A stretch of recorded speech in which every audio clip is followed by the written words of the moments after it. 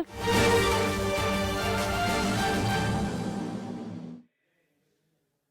कल वज़ीर आज़म पाकिस्तान की सदारत में काबीना का इजलास मुनक्कद हुआ, जिसमें वज़ीर आज़म ने तमाम वजारतों को अहदाफ जो हैं वो दिए और अहदाफ उनके मुकर्रर किए कि अगले 5 सालों में क्या अहदाफ हैं और क्या तवक्कुआत हैं हर मिनिस्ट्री से, और क्या अवाम की फलाह व बहबूद के लिए, इस मुल्क की बेहतरी के लिए क्या इक़दामात हैं जो हर वजारत को करने हैं। तो उस हवाले से कल जब अहदाफ दिए गए तो हर मिनिस्ट्री को उसमें बताया गया कि आपके शॉर्ट टर्म, मीडियम टर्म और लॉन्ग टर्म क्या गोल्स हैं। और आपने देखा कि वज़ीर आज़म ने जो काबीना तश्कील दी वो उसमें तजर्बेकार लोग भी मौजूद हैं, उसमें यूथ की भी नुमाइंदगी है और इसके साथ साथ पॉलिटिकल हैवी वेट्स के साथ साथ टेक्नोक्रेट्स की भी नुमाइंदगी है। तो वज़ीर आज़म पाकिस्तान ने ये तहैया किया है कि कारकर्दगी को जांचा जाएगा और कारकर्दगी के हवाले से जो KPIs जिन्हें हम कहते हैं की परफॉर्मेंस इंडिकेटर्स, उनका तयन किया गया है कि हर वजारत के क्या की परफॉर्मेंस इंडिकेटर्स हैं और क्या कारकर्दगी वजारतें देंगी तो समझा जाएगा कि उन्होंने अपना काम ठीक किया है। और वज़ीर आज़म ने हर वजारत को जो अहदाफ दिए हैं उसकी निगरानी के लिए जदीद बुनियादों पे एक निज़ाम वज़ा करने की भी हिदायत की है और जदीद टेक्नोलॉजी को इस्तेमाल करते हुए उन अहदाफ को देखा जाएगा कि किस मिनिस्ट्री ने किस हद तक वो अहदाफ पूरे किए हैं या नहीं किए। तो मैं ये समझता हूँ कि ये पहली दफ़ा होने जा रहा है कि बाकायदा दस्तावेज़ के ज़रिए तहरीरी हिदायत तमाम तर वजारतों को जारी की गई हैं और तहरीरी तौर पे तमाम तर वजारतों को आगाह किया गया है कि आपसे तवक्कुआत क्या है और क्या टारगेट्स है जो आपने अचीव करने हैं। तो वज़ीर आज़म ने इस पर बड़ी खुसूसी तवज्जो दी है और हर वजारत को बड़े हकीकत पे मबनी अहदाफ जो हैं वो दिए हैं। जैसे फाइनेंस मिनिस्ट्री है, उसको ये हदफ दिया है कि महंगाई में कमी लेके आनी है, बेरोज़गारी में कमी लेके आनी है, जो शरह नमू है GDP ग्रोथ उसमें इजाफा करना है, IMF के प्रोग्राम के हवाले से जो मामलात हैं उनको मुकम्मल करना है, कर्जा जात की जो रीस्ट्रक्चरिंग है उस हवाले से अहदाफ दिए गए हैं, FBR की डिजिटलाइजेशन के हवाले से हदफ दिया गया है। और मैं आपको बताना चाहता हूं कि जब वज़ीर आज़म हर वजारत को तहरीरी तौर पे आगाह करते हैं कि ये अगले 6 महीने के अहदाफ हैं, ये 2 साल के अहदाफ हैं, ये अगले 5 साल के अहदाफ हैं और हम ये तवक्को रखते हैं कि आप इन अहदाफ को पूरा करेंगे, तो तहरीरी तौर पे पहली दफ़ा मिनिस्ट्रियों को ये टारगेट्स जो हैं वो अरसाल किए गए हैं। और बाकायदा जब काबीना का इजलास हुआ करेगा तो वजारतों से इस पे जवाब तलबी भी की जाएगी और अच्छी कारकर्दगी करने वाले वज़रा की सताइश भी की जाएगी। और जहाँ पे वो की परफॉर्मेंस इंडिकेटर्स KPIs पूरे नहीं होंगे या उसमें कमी होगी, उस हवाले से उनको मज़ीद काम करने का कहा जाएगा कि जी ये अहदाफ में इतनी कमी है, आप इसको पूरा करें। तो मैं ये समझता हूँ कि जहाँ पे एक मुतवाज़न काबीना आई है वहाँ पे एक खुद एहतसाबी का भी एक निज़ाम वज़ा किया गया है कि जदीद टेक्नोलॉजी के ज़रिए, IT इंटरवेंशंस के ज़रिए नया निज़ाम लाया जाएगा जहाँ पे मिनिस्ट्रीज़ की परफॉर्मेंस को, उनके की परफॉर्मेंस इंडिकेटर्स को जज किया जाएगा। तो ये टारगेट्स बड़े क्लियर दिए गए हैं, जैसे तजारती खसारे को कम करना, ज़र मुबादला को बढ़ाना, महंगाई की शरह की मैंने बात की, इसी तरह जो इंफॉर्मेशन टेक्नोलॉजी का शोबा है उसके अंदर जो एक्सपोर्ट्स हैं उसमें इजाफा करना। अभी हमारे फ्रीलांसर्स बहुत अच्छा काम कर रहे हैं, आईटी कंपनीज बहुत अच्छा काम करी, पूरी दुनिया में हमारे आईटी एक्सपर्ट्स की मांग भी है, उनको सराहा भी जाता है। तो उस हवाले से भी टारगेट सेट किया गया है कि आईटी एक्सपोर्ट्स को भी बढ़ाना है। और जिस तरह कल वज़ीर आज़म ने बात की कि जो पेपैल जैसी फैसिलिटीज़ हैं इनको फाल करना, वाईफाई हॉटस्पॉट्स को फाल करना, पूरे मुल्क में जदीद डिजिटल निज़ाम को लेके आना, और पाकिस्तान में बड़ा पोटेंशियल है आईटी एक्सपोर्ट्स का और उनको बढ़ाने का। तो मैं समझता हूं कि ये बड़े क्लियर टारगेट्स हैं जो दिए जा रहे हैं, और ये तारीख में पहली बार ऐसा कदम जो है वो उठाया जा रहा है। इसी तरह इंटीरियर मिनिस्ट्री है, उनको ये टारगेट दिया गया है कि गैर कानूनी जो असला है उसके खिलाफ क्रैकडाउन करने के हवाले से, दहशतगर्दी के जो वाक़यात हैं उनकी रोकथाम के लिए जदीद बुनियादों पे निज़ाम को वज़ा करने के हवाले से, जो पाकिस्तान में गैर कानूनी तौर पे गैर मुल्की मुकीम हैं उनके हवाले से टारगेट दिया गया है। और इसके अलावा जो स्मगलिंग है उसकी रोकथाम के लिए, और मैं ये समझता हूँ कि इसमें बड़ी पेशरफ ये है कि जो सूबों के साथ बड़ी एक इफेक्टिव कोऑर्डिनेशन का निज़ाम वज़ा किया गया है, उसमें ये देखा जाएगा कि 6 माह के अंदर जो हदफ पूरा होना था वो किस तरह हुआ, और बहुत तेज़ी से पे काम शुरू हो गया है। स्पेशली जो सिक्योरिटी के हवाले से, चाइनीज़ सिक्योरिटी के हवाले से मीटिंग्स की गई हैं, और दहशतगर्दी की रोकथाम के लिए जिसमें बहुत बड़ा किरदार हमारी इंटेलिजेंस एजेंसीज का भी है कि प्रीएम्प्टिव एक्शन कैसे लिया जाएगा, और वक्त से पहले बरवक्त इतला जो एक्शनेबल इंटेलिजेंस है उस पर एक्शन कैसे किया जाएगा। और जिस तरह नेशनल एक्शन प्लान की इम्प्लीमेंटेशन की निगरानी की जाती थी, उन्हीं बुनियादों पे बाकायदा तौर पे देखा जाएगा कि सूबों और वफाक के दरमियान जो कोऑर्डिनेशन है वो किस तरीके से हो रही है, और दहशतगर्दी की रोकथाम के लिए एक सिक्योर इन्वायरमेंट पैदा करने के लिए असले की मैंने बात की, गैर कानूनी असले के हवाले से रूल बनाए जाएंगे। तो देखिए, माजी में कभी तहरीरी तौर पे इतनी तफसील के साथ हिदायत मिनिस्ट्रीज को पहले जारी नहीं की गई, ये पहली दफ़ा होने जा रहा है। अब इसी तरह वजारत कानून है, उसमें कानून साजी के हवाले से अहदाफ दिए गए हैं कि जो कमज़ोर तबके हैं, अक़लियतें हैं, उनके तहफ़्फ़ुज़ के लिए कवानीन बनाए जाएंगे। पाकिस्तान में जितने कवानीन पास होते हैं उसके लिए ई पोर्टल बनाया जाएगा। ये हदफ मिनिस्ट्री ऑफ लॉ को दिया गया है। सितंबर 2024 तक इंसानी हकूक के हवाले से रिपोर्ट जो है वो मुरतब की जाएगी। और कवानीन का जो देखिए कवानीन का जो निफाज है उसकी इम्प्लीमेंटेशन है, उस हवाले से भी टारगेट सेट किए गए हैं। और हार्मोनाइजेशन है कि कवानीन जो हैं वो सूबों के कवानीन के साथ भी मुताबिकत रखते हों। इसके साथ साथ अगर आप इंडस्ट्रीज की तरफ आएँ, वजारत सनत है,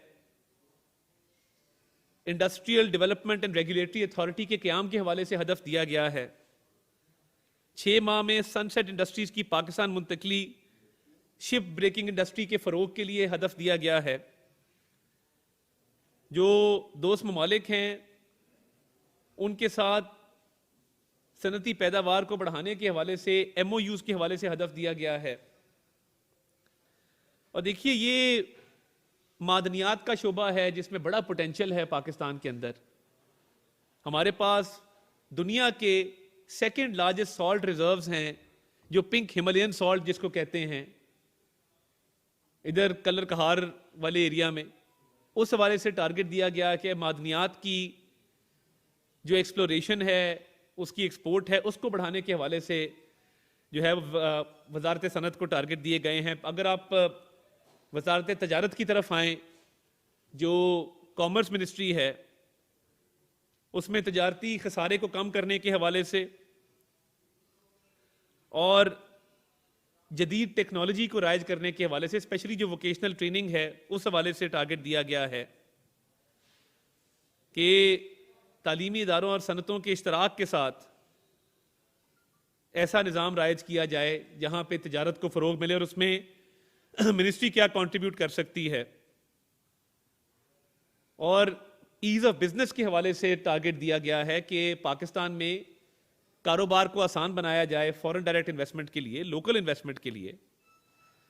तो ये स्टेप्स हैं कि दिसंबर 2027 तक जो खलीजी ममालिक हैं उनको जो बरामदात हैं उसमें अरबों डॉलर के इजाफे के हवाले से टारगेट है। 5 साल के लिए तजारती और दो तरफा तजारती माहिदों और पॉलिसी को तैयार करने का कहा गया है कि जो दोस्त ममालिक के दरमियान तजारती माहिदे अमल में लाए जा सकते हैं। और ये सारा कुछ टाइमलाइंस के साथ है। 30 अप्रैल 2024 तक वजारत तजारत को ये कहा गया है कि आप 30 अप्रैल 2024 तक काबीना में कौमी सनती पॉलिसी को भी लेके आए, उसको मंजूर करवाया जाए। इसी तरह तालीम का शोबा है, वजारत तालीम को ये टारगेट दिया गया है कि जो आउट ऑफ स्कूल चिल्ड्रन हैं उनकी इनरोलमेंट को बढ़ाया जाए, शरह ख्वानदगी को जो है उसको एड्रेस किया जाए। उस हवाले से बड़े क्लियर अहदाफ दिए गए हैं। 1 सितंबर तक कहा गया है कि कौमी हुनरमंदी की हिकमत अमली तैयार की जाए, PhD स्कॉलरशिप्स में 20% इजाफा किया जाए और 5 साल में जो प्राइमरी स्कूलों में दाखिला है उसका टारगेट, शरह ख्वानदगी का टारगेट वो दिया गया है। इसी तरह अगर आप आगे चलें तो निजकारी की वजारत है, उनको टारगेट दिया गया है कि जो PIA की निजकारी है उसको फिलफौर जो है उसके मंतकी अंजाम तक पहुंचाया जाए। मैं ये खुशखबरी आपको देना चाहता हूँ कि जो कमर्शियल बैंक्स के साथ PIA की मामलात थे वो मुज़ाकरात जो हैं वो कामयाबी से अपने मंतकी अंजाम तक पहुंच गए हैं, जो PIA की आउटस्टैंडिंग ड्यूज़ के हवाले से। तो ये एक बड़ी पेशरफ्त है PIA की निजकारी में। तो इसी तरह दर्जा बदर्जा मैं ये चंद मिनिस्ट्रियों की आपको मिसालें इसलिए दी कि मईशत को लेके, तजारत को बढ़ाने के हवाले से, IT एक्सपोर्ट्स को बढ़ाने के हवाले से, इंडस्ट्री को फ़रोग देने के हवाले से, ईज़ ऑफ बिजनेस के हवाले से, माइंस एंड मिनरल्स की फील्ड के हवाले से, ये तमाम सेक्टर्स हैं, एग्रीकल्चर के हवाले से, ये तमाम सेक्टर्स हैं जिसमें वज़ीर आज़म ने एक बाकायदा 70 सफ़ों का डॉक्यूमेंट है जो मिनिस्ट्रीज को अरसाल किया है और तहरीरी हिदायत जारी की हैं कि जी हमें आपसे ये तवक्को है, ये आपके अहदाफ हैं, ये आपने 6 माह में करने हैं, ये 2 साल में करने हैं, ये 5 साल में करने हैं।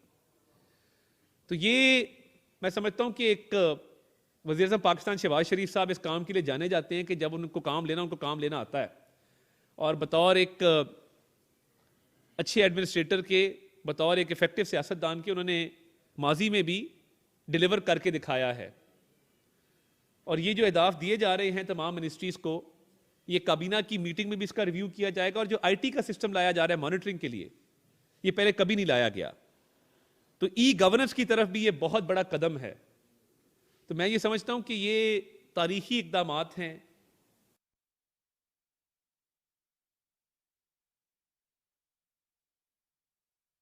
जिंदगियां आसान होंगी और उनको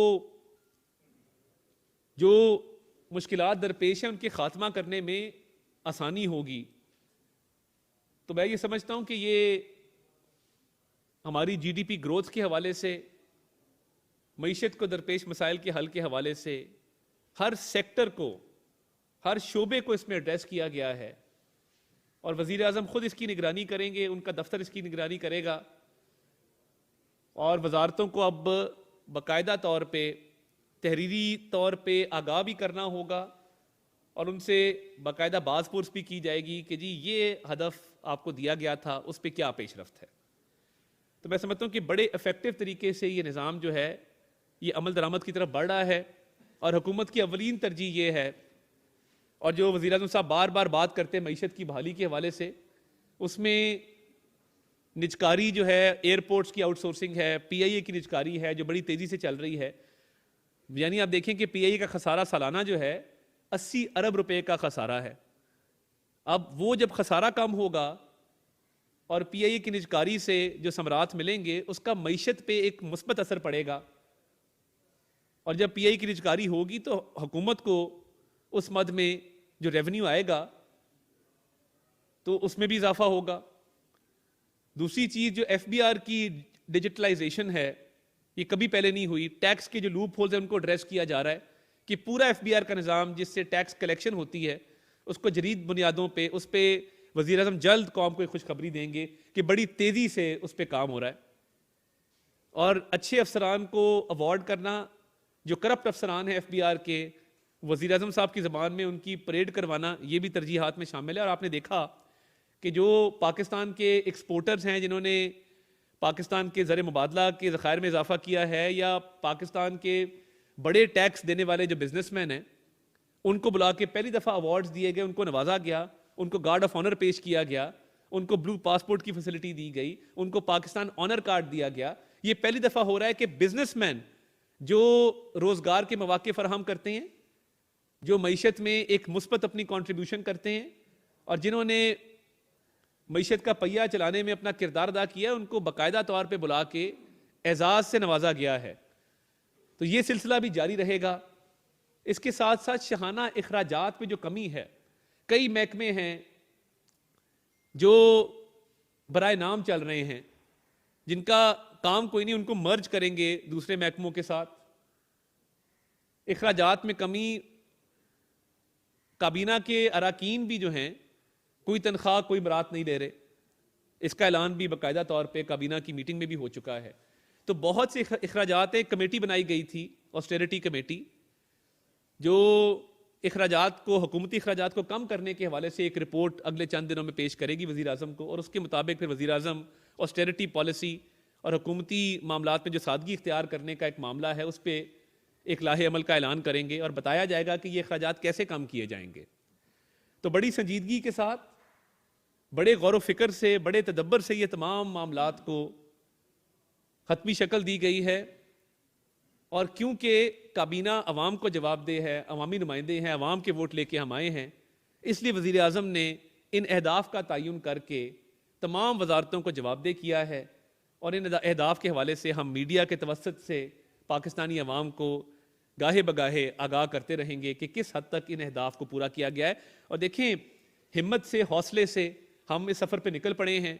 आपने देखा कि उन 16 माह के अंदर मुल्क को डिफ़ॉल्ट से बचाया, और डिफ़ॉल्ट से बचने की वजह से केयर टेकर दौर में इस्तेहकाम आया, रुपी की डीवैल्यूएशन नहीं हुई, रुपया मुस्तहकम हुआ। वरना तो एक्सचेंज रेट इस तरह फ्लक्चुएट करता था कि सुबह कुछ था, शाम कुछ था। अब आपने देखा है कि रुपया भी मुस्तहकम हुआ है और चीज़ें बेहतरी की तरफ चल पड़ी हैं। ये जो इस्तेहकाम है, इससे इंशाल्लाह ताला चीज़ें आगे मज़ीद बेहतर होंगी। अभी IMF का जो स्टाफ लेवल एग्रीमेंट हुआ है, उससे मज़ीद सर्टेनिटी आएगी। स्टॉक मार्केट में तेज़ी देखने में आ रही है। हमारे वज़ीर ख़जाना ने भरपूर तवज्जो दी है इन मामलात के ऊपर। तो इंशाल्लाह ताला हमारी नीयत साफ़ है, हमें विजन क्लियर है, और इन अहदाफ को पूरा करने में अपना खून पसीना लगाएंगे और इन तमाम मसाइल को इंशाल्लाह ताला हल करेंगे। ये करके करेंगे।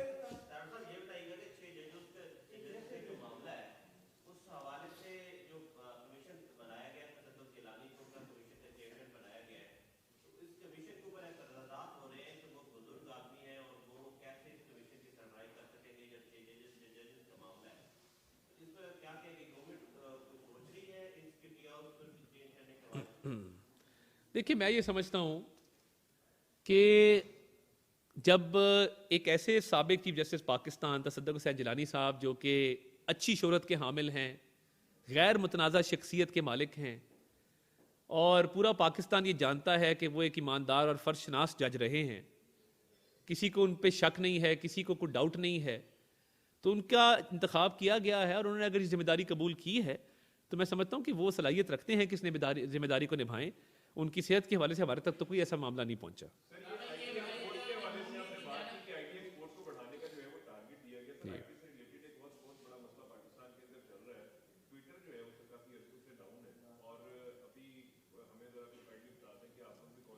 देखिए, एक तो IT एक्सपोर्ट्स की बात की, IT एक्सपोर्ट्स को बढ़ाने के हवाले से बात की, और मेरी कोशिश है, हम मिनिस्ट्री ऑफ IT के साथ मिलकर कोशिश करेंगे कि ये तमाम प्लेटफॉर्म्स जो हैं, वो X है, वो फेसबुक है, वो टिकटॉक है, वो इंस्टाग्राम है, इनके दफातर पाकिस्तान में खोले जाएं। कोऑर्डिनेशन भी आसान होती है, पाकिस्तान में जॉब्स भी क्रिएट होती हैं, और मैं समझता हूँ इन मसाइल का हल मौजूद है। इंशाअल्लाह ताला ये तमाम मसाइल हल होंगे।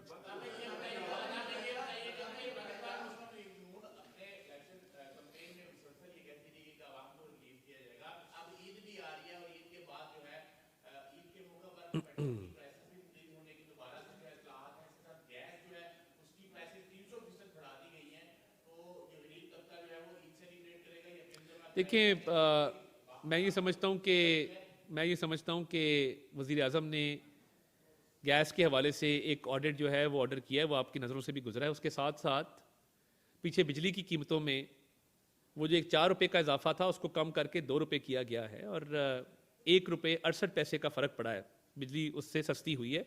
बाकायदा उसकी प्रेस रिलीज़ भी एक जारी की गई थी, मैं आपसे वो डॉक्यूमेंट अभी शेयर भी कर लूँगा। तो देखिए, वज़ीर आज़म का तमाम तर फोकस ये है कि बोझ उन तबकात पर डाला जाए जो सकत रखते हैं इस बोझ को बर्दाश्त करने के लिए। अशराफिया की बात होती है कि जो अशराफिया इस मुल्क की है, जो इस मुल्क की सहूलतों से भी फ़ायदा उठाती है, तो ज़्यादा टैक्स का बोझ भी उन पर डाला जाएगा। और जो पिसे हुए तबकात हैं वो IMF की तरफ से बंदिश नहीं है टारगेट सब्सिडी के ऊपर। तो इंशाअल्लाह ताला आने वाले दिनों में अवाम के लिए मज़ीद रिलीफ का भी ऐलान किया जाएगा। जी उल्फत नज़र साहब।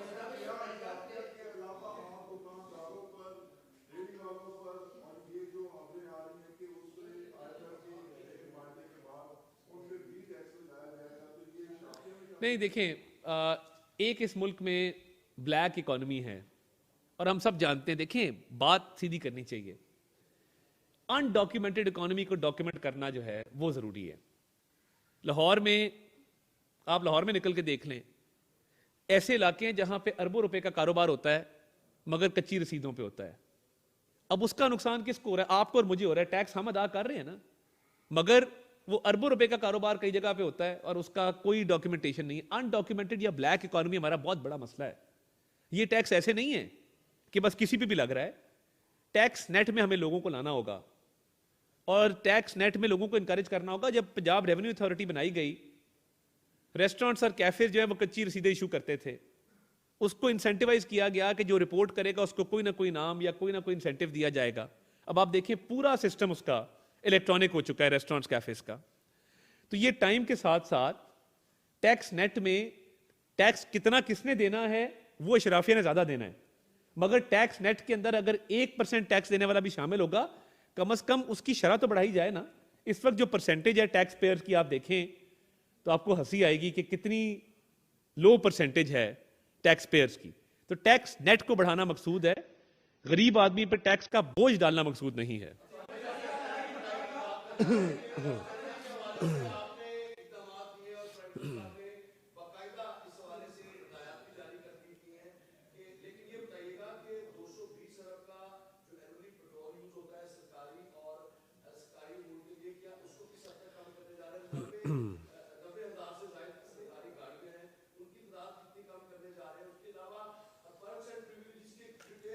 जी,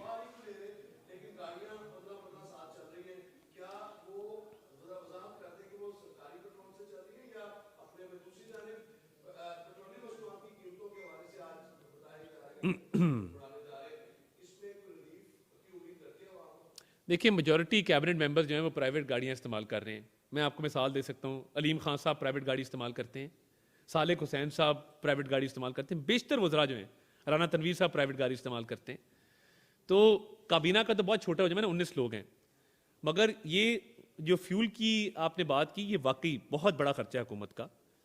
इसको भी कम किया जाएगा। और इसके साथ साथ अगर आप देखें हमारा जो फ्यूल की इंपोर्ट है, सबसे ज्यादा फ्यूल जो है वो उसकी खपत हो रही है मोटरसाइकिल्स पे। अगर हम कामयाब हो गए इलेक्ट्रिक बाइक्स की तरफ इस मामले को ले जाने के लिए, फ्यूल की भी बचत होगी और इकोनॉमी में आप देखेंगे कि एक बिल्कुल मुस्बत रुझान आएगा। तो एक ये पॉलिसी भी ज़ेरे गौर है, इसकी तफसीलात टाइम के साथ आ जाएंगी, मगर इलेक्ट्रिक बाइक्स की तरफ भी जाने के लिए हुकूमत कोशिश कर रही है कि इस पर कोई पॉलिसी बनाई जाए और इलेक्ट्रिक बाइक्स को मुतारिफ किया जाए। और इसके साथ साथ हुकूमती अखराजात की जो रिपोर्ट आएगी उसमें फ्यूल एक बहुत बड़ा कॉम्पोनेंट है।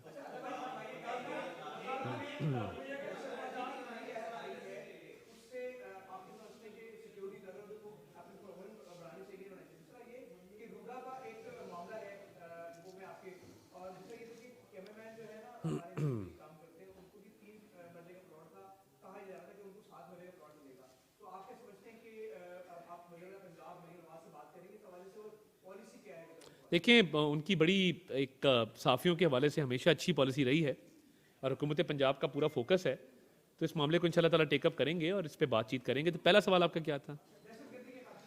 देखिए उस पर बहुत एफर्ट जारी है और कल वज़ीर आज़म ने कहा कि तफसीलात अभी बताई नहीं जा सकती, मगर वो चीनी जो वाक़या था बिशाम वाला, उसमें भी पेशरफ्त हुई है और वो अवाम के सामने उसके भी डिटेल जो हैं वो लाई जाएंगी।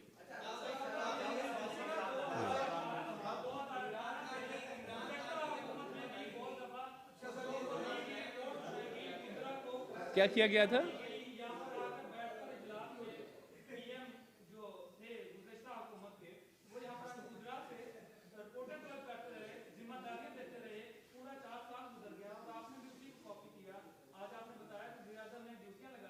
काश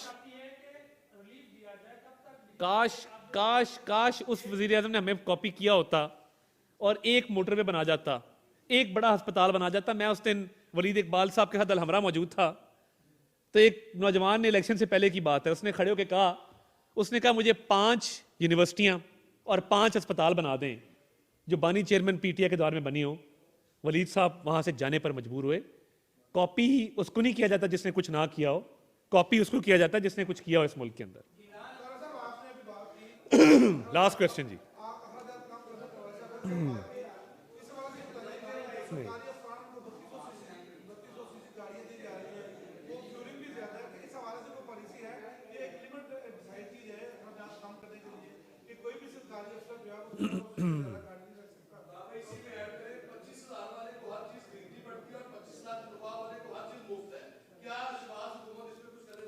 देखिए जी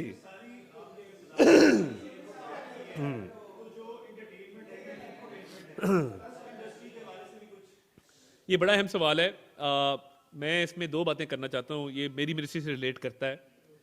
एक तो देखें, आर्ट फिल्म्स की प्रमोशन के लिए हम एक पॉलिसी वज़ा कर रहे हैं और बाकायदा सीड मनी रखेंगे अच्छे फिल्म मेकर्स के लिए। हुकूमत उनको मुकम्मल तौर पे माली मुआवनत देगी, एक कंपटीशन कराएंगे जो फर्स्ट सेकंड थर्ड उसमें आएंगे, क्योंकि लोकल लेवल पे अच्छी फिल्म्स का बनना ज़रूरी है। एंटरटेनमेंट है नहीं, एंटरटेनमेंट ख़त्म हो चुकी है, थिएटर का रिवाइवल है। अच्छे प्लेस, सोशल इश्यूज़ के ऊपर प्लेस बनने की ज़रूरत है। अभी एक कराची में फिल्म फेस्टिवल होने जा रहा है अगले चंद दिनों के अंदर, उसमें भी हुकूमत उसको स्पॉन्सर कर रही है, उसमें हम शिरकत भी करेंगे और एक सॉफ्ट इमेज के लिए देखें ये बहुत ज़रूरी है। और मैं ये चाहूँगा कि ना सिर्फ फिल्म्स के हवाले से, थिएटर के हवाले से, बल्कि जो इंफोटेनमेंट है उस हवाले से भी चीज़ों को आगे फ़रोग दिया जाए और टीवी चैनल्स के साथ मिलके जिनके ऑलरेडी चल रहे हैं प्रोग्राम्स, उनको मज़ीद बेहतर कैसे किया जा सकता है, उसमें जो हुकूमत मुआवनत कर सकती है वो हम करेंगे। क्योंकि पाकिस्तानी फिल्म्स का बहुत मयार है, बड़ा पोटेंशल है, इसको सिर्फ आगे प्रोजेक्ट करने की बात है कि इसको प्रोजेक्ट किया जाए। जो आप सवाल कर रहे थे, देखिए टैक्स का बोझ अशराफिया पे डालने की जो बात की जा रही है, आपको याद होगा, आप भूल जाते हैं जब पंजाब रेवेन्यू अथॉरिटी बनी थी तो आपको याद है फार्म हाउसेस पे टैक्स लगा था, आपको याद है बड़े बड़े क्लबों पे टैक्स लगा था, आपको याद है गाड़ियों का टैक्स बढ़ाया गया था, इसलिए हर बंदा इस्लामाबाद जाके गाड़ी रजिस्टर करवाता था पंजाब से। तो बात यह है कि ये माजी में हुआ है, फार्म हाउसेस पे टैक्स, जो एक्सक्लूसिव क्लब्स हैं जहां पे सिर्फ अशराफिया और उमरा जाते हैं उस पे टैक्स, बड़ी गाड़ियों पे टैक्स, और बड़ी गाड़ियों पे इतना टैक्स लग गया था कि लोगों ने उस पर खासा बुरा मनाया था और उसके खिलाफ खासी बातें शुरू हो गई थी। तो देखें ये माजी में भी जब पंजाब रेवेन्यू अथॉरिटी ज़ीरो से शुरू हुई, पहले उसकी वजूद ही नहीं था, तो मामलात बेहतर हुए। आइंदा भी इंशाल्लाह ताला मैं समझता हूँ कि अशराफिया को ज़्यादा टैक्स लगाया जाएगा और गरीबों को उसका फ़ायदा दिया जाएगा। जी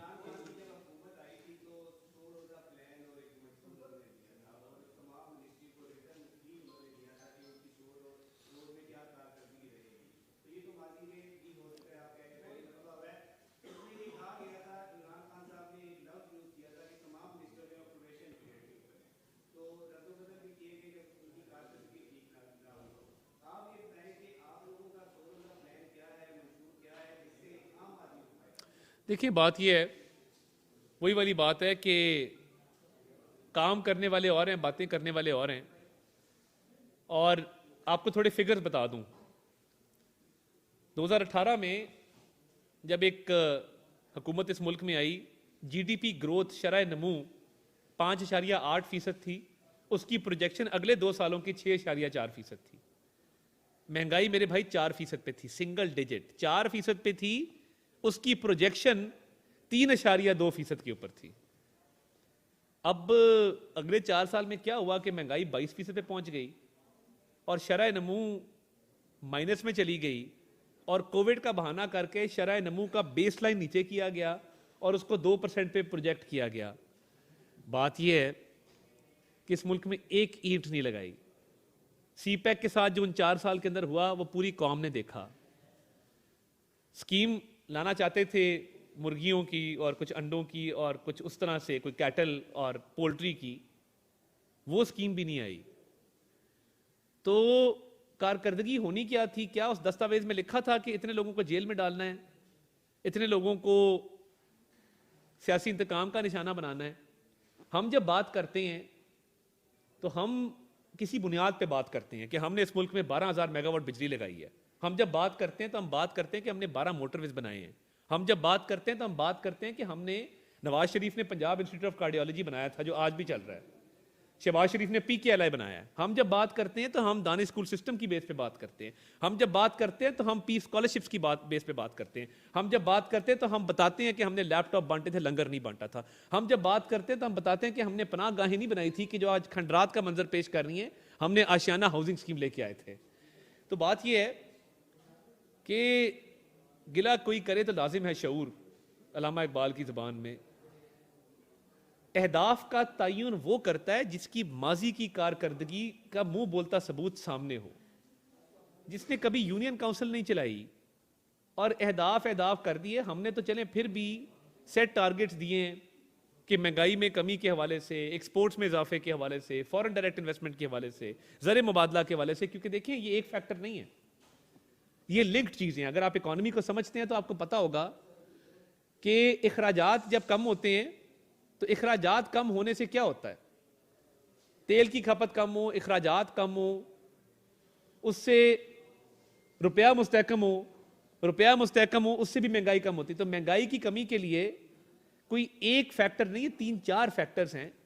तो मैं समझता हूं कि शॉर्ट टर्म में रिलीफ आना शुरू होगा और लॉन्ग टर्म में ये रिलीफ बढ़ेगा। तो हमारा कंपैरिजन अगर बनता है तो हमारी माजी की हुकूमतों के साथ बनता है, किसी और से इसलिए नहीं बनता क्योंकि उन्होंने इस मुल्क में किया कुछ नहीं सिवाय खोखले और झूठे नारे लगाने के अलावा। थैंक यू जी, बहुत शुक्रिया।